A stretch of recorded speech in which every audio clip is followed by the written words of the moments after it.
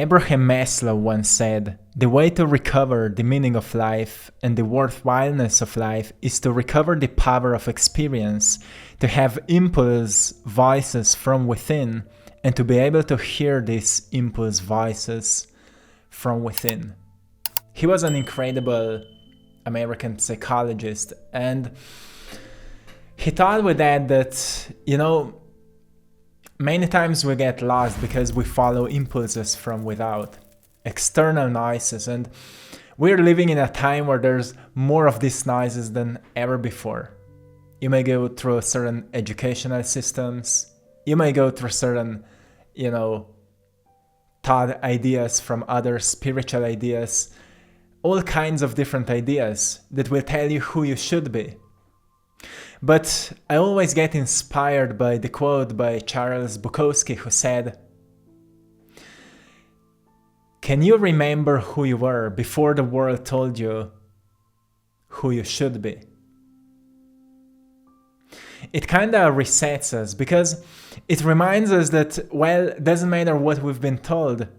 Maybe our path is so much different. Your path may be so much different. And wherever you may be finding yourself right now, maybe you're following a wrong advice. If the path is not really bringing you something bigger than just external validation, most probably you're walking a wrong path. It should bring you a lot of growth. It should bring you a lot of transformation. And also it should bring you some joy. But most of all, growth. If the path you're walking on doesn't provide you that, it means you're most probably on a wrong one. Carl Jung once said, "If the path in front of you is clear, you're most probably on someone else's path, right? It shouldn't be clear. You don't need to know how to take care of something, how to make it happen. You don't need to know. You don't need to be clear about all these things. You just need to make sure that you stay in touch with that inner impulse that is giving you a sense of direction, a sense of guidance, and we all have it. If you don't feel it, well, most probably you've lost yourself in the mind. So what are you doing, my friend? Get back to you. Get back to you. You know what to do. So reconnect, because we all have this inner compass. You have it. It's within you. It's quite native, so it's wise. It knows what it's doing. Most of the time you don't know what you're doing. And I get lost as well. I don't know what I'm doing sometimes. So the point is that when we feel mentally overwhelmed, emotionally overwhelmed, it means that somewhere we've lost the track, right? We've started feeling most probably certain unpleasant emotions, and then we wanted to escape them, and we grabbed our phone, started scrolling, or started doing all kinds of different things to experience some inspiration, some pleasure, some this, some that, until we burn out from dopamine rush, right? And then people say, well, I feel so stuck. My life sucks right now and nothing good is happening. I'm really at the dark phase right now. And I would love to remind you that it's okay to be at the dark phase. It's okay to be where you are. It's okay to look deep inside of your own shadow and recognize what's hiding there. You may be surprised because there's a lot of stuff, right? Currently, I am in a phase of my life where I'm just constantly just letting go of things that are not speaking to me anymore. Just today in the morning, I was journaling about what I'm going through. As we are all going through something, I've noticed right now, well, as until today, I've accumulated some things, some stuff, and some energies that I'm now slowly letting go. And sometimes it's a long process because we don't recognize immediately how much stuff we've really accumulated, and sometimes it's this stuff is actually energy. Thoughts of others, ideas of others, beliefs of others, expectations of others.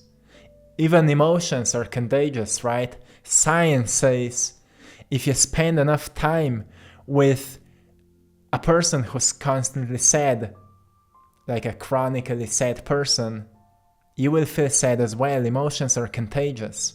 Thoughts are contagious as well, right? So the point is that you remind yourself that most of the stuff you're carrying around are not yours.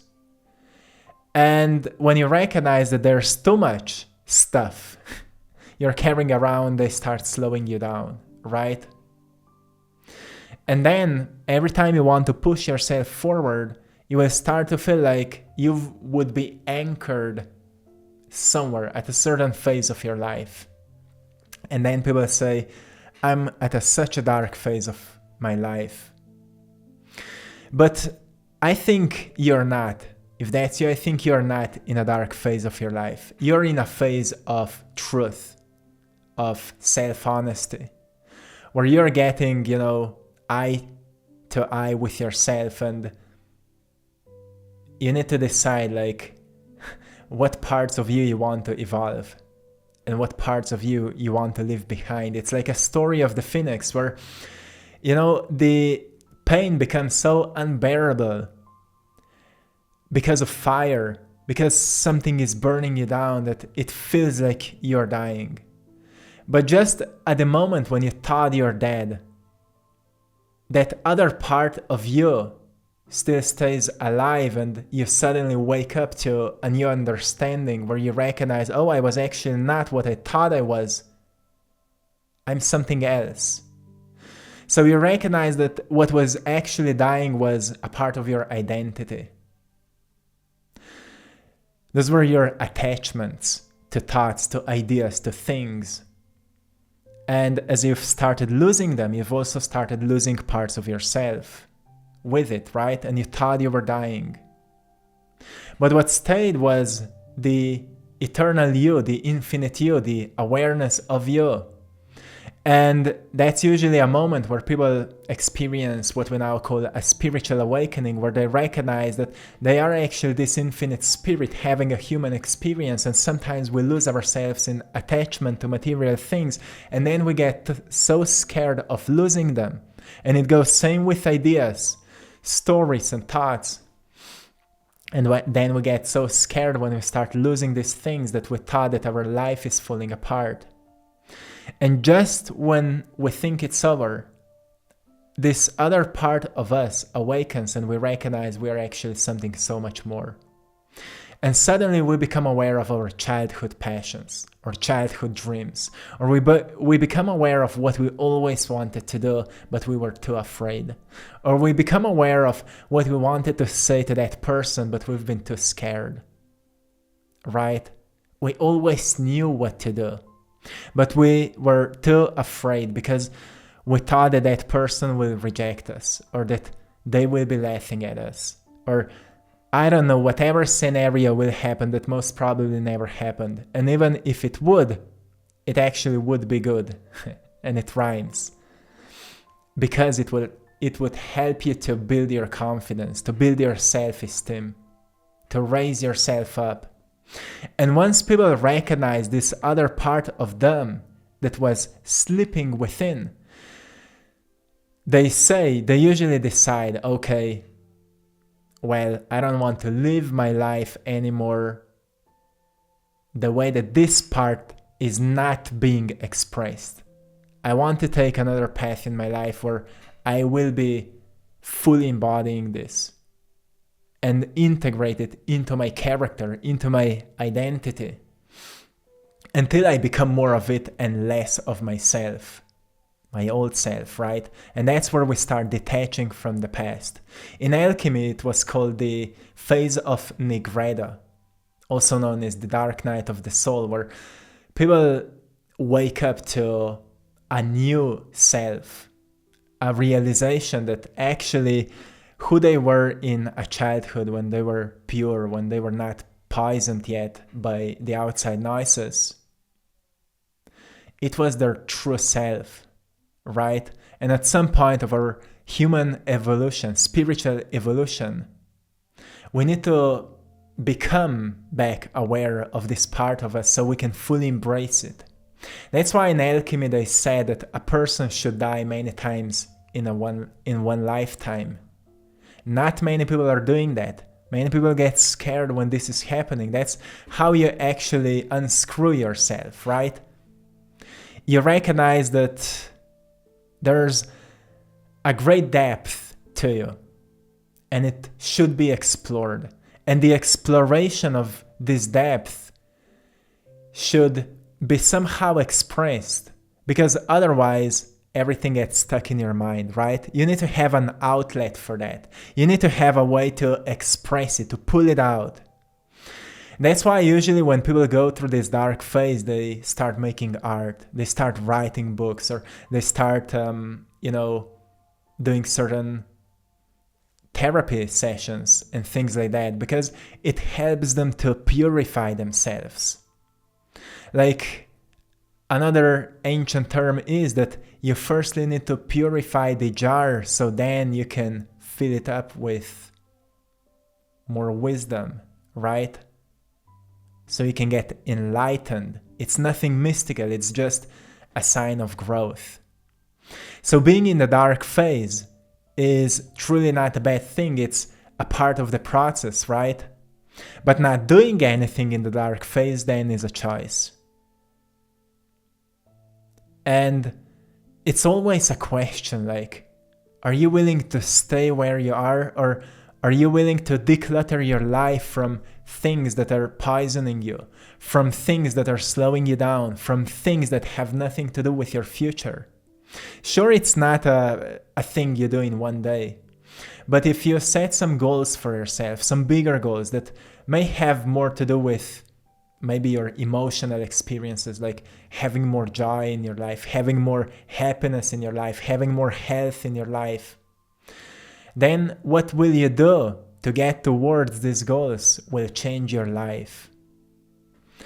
And that's when a phoenix gets born, because you recognize, I don't want to live my life behind this mask anymore. You throw it away. It turns into ashes, and then this new you gets born out of ashes. And you become aware once again of this inner fire that was always within you. So we are experiencing here and there these inner impulses. And these inner impulses are saying to us sometimes what to do, what not to do. And when we say yes to them, when we listen to them, we experience a sense of enthusiasm, a sense of happiness, a sense of drive. When we say no to them, we experience a sense of pressure. That's how you can build a sense of discernment between your mind and your intuition, your inner impulses. When you follow your mind, and if it's against your intuition, you will feel a sense of pressure. When you follow your intuition that may be against your mind, you will often experience a sense of fear, but will eventually turn into excitement, and it will bring with it a lot of freedom. That's why you shouldn't be afraid of fear. You should question fear, because we always have two fears.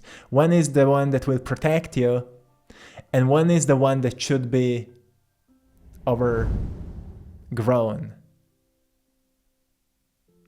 That's where you come across emotional maturity, where you recognize that not all emotions are bad. Actually, non-emotion is bad. They're all just signs from your body telling you or signaling you different type of sensations that are happening due to your mental activity.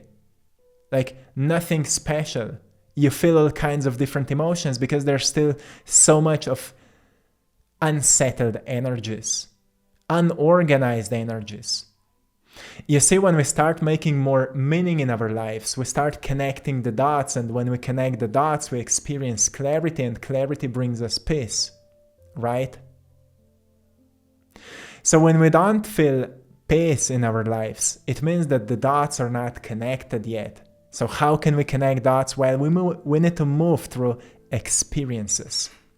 We need to experiment following our impulses, inner impulses, not mental ones, intuitive ones that are like, hey, start this project, start this business, start this art thing, and then stick to it until you get it to the finish line. That's how you start connecting the dots, because you notice, oh, this was my intuition and this is where it took me.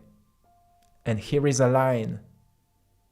And then suddenly you have this whole line of incredible lessons that made you a new person. They made you a new character, into a new character. You've become now more intelligent. Now you have a great story to share, right?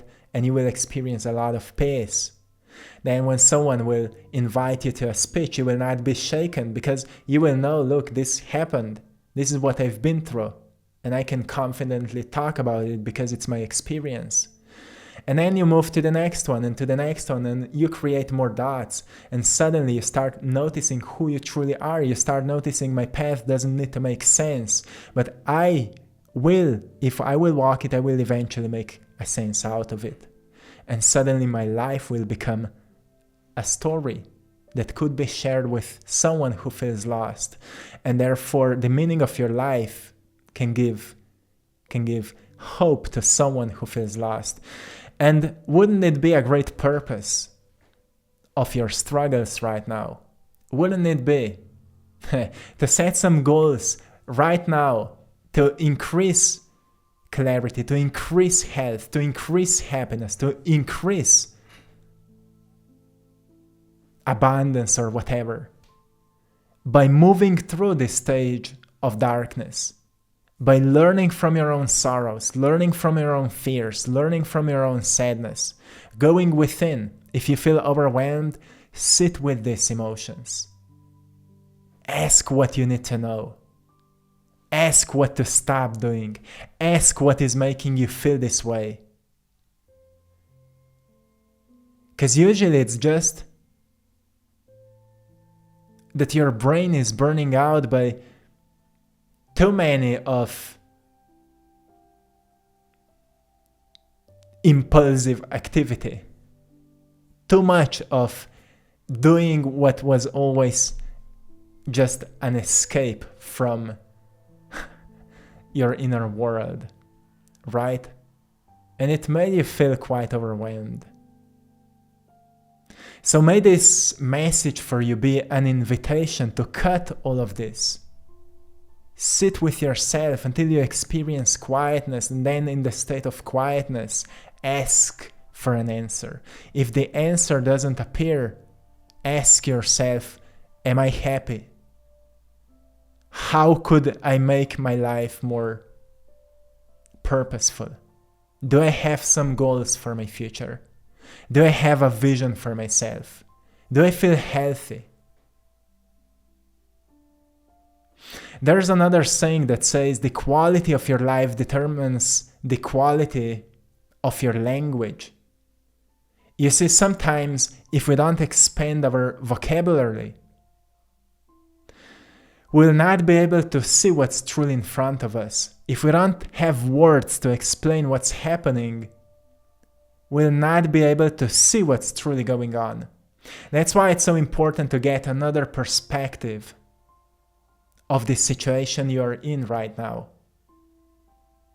so you can study it through another eyes, talking with someone else, reading some great books, and then taking action with it, so you can actually experience a breakthrough, right? That's how you unscrew yourself, because you will notice that in order to walk your path, you will need to adapt your mindset to it.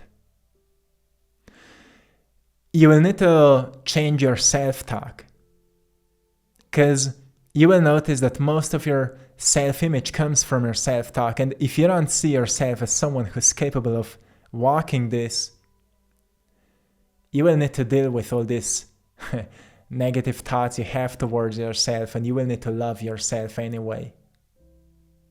You will need to love yourself in sadness, in anxiousness, in fear, in excitement, in joy, in everything.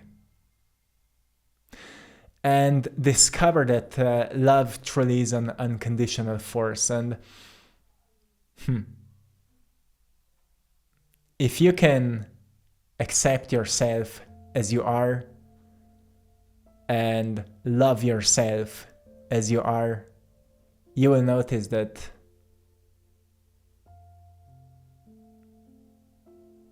you deserve anything you set your mind to.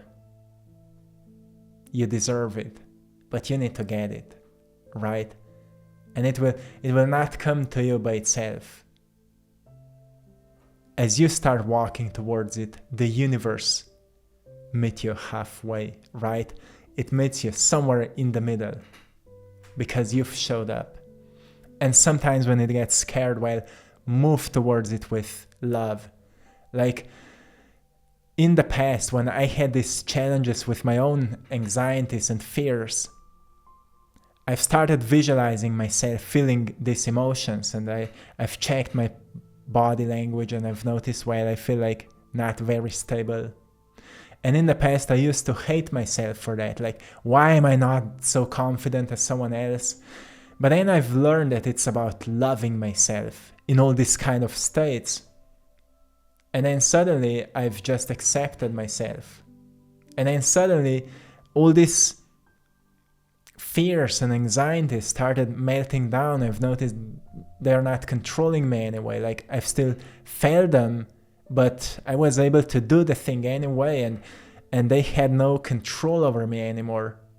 And suddenly that new me was born, where I've noticed I'm actually becoming confident because I'm becoming good at it. So most confidence comes actually out of being or becoming good at something, right? And you can't become good at what you haven't even started. And you have to be quite consistent with what you've started in order to become good at it. And the truth is that the most joy actually comes out of activities we become very good at them, right? That's why you should stop wasting your time, stop caring what everyone told you should be, and you should actually focus on these inner impulses that are taking you into a certain specific direction. Start walking towards it, make some goals with it, become so consistent with it that you will actually become really good at doing it, at walking that path, at creating results. And when it happens, well, I think you will be very, very proud of yourself for taking this path. My friends, I will leave you here. I hope you found something valuable. I'm sending you lots of love, blessings, and power. Thanks to everyone for choosing to support my art. I'm an artist, as you know. You can find all of my artworks, paintings in our store, AttractPassion.com, where you can find prints of my art, you can find original paintings, you can find some new products. We've just published some new products and so much more is coming up, so check it out under the section accessories. And also thanks to everyone for joining our Patreon community for more exclusive content.